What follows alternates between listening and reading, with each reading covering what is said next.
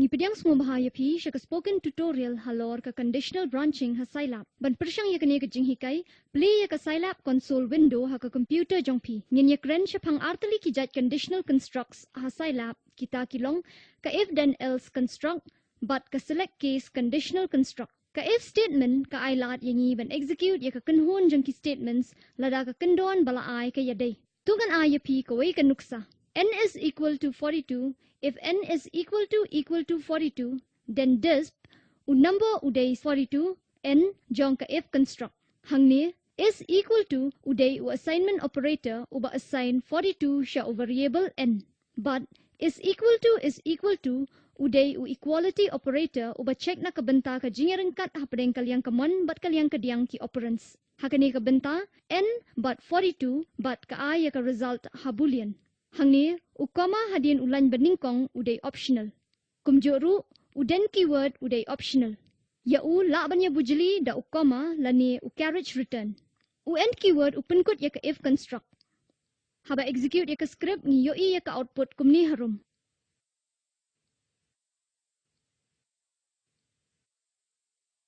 Hado minta nila yoi kumno ban execute ya ka set jangki statements lada ka condition ka day true. Minta, ngin ya pet kumno ban execute ya ka waipat ka set jangki statements lada ka condition ka day false lani ngila ban check lada ka tu kat ni ki waipat ki kendon ki yahap.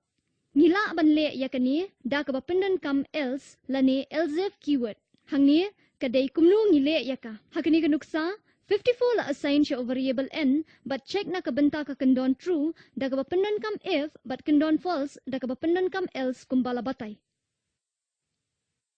Ngan kat ya kani paste ha ka Scilab console but nyon enter.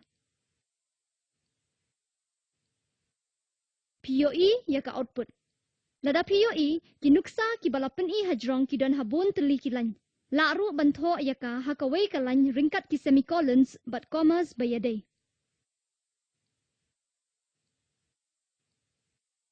Ngan kat ya kani but paste ha ka Scilab ban execute. Nyon enter. Ka select statement ka ailat ban kulum lang ya bon ki tenat ha ka rukam basyai bat besuk. Kat kum u value jong o variable ka ailat ban le ya ka statement ka bayaday bat ka case keyword. La ban don bon teli ki tenat kat badon kam.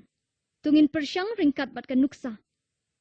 Ngin assign 100 sya o variable n bat check ya ki cases 42, 54 bat ka default case bala ka dauda else.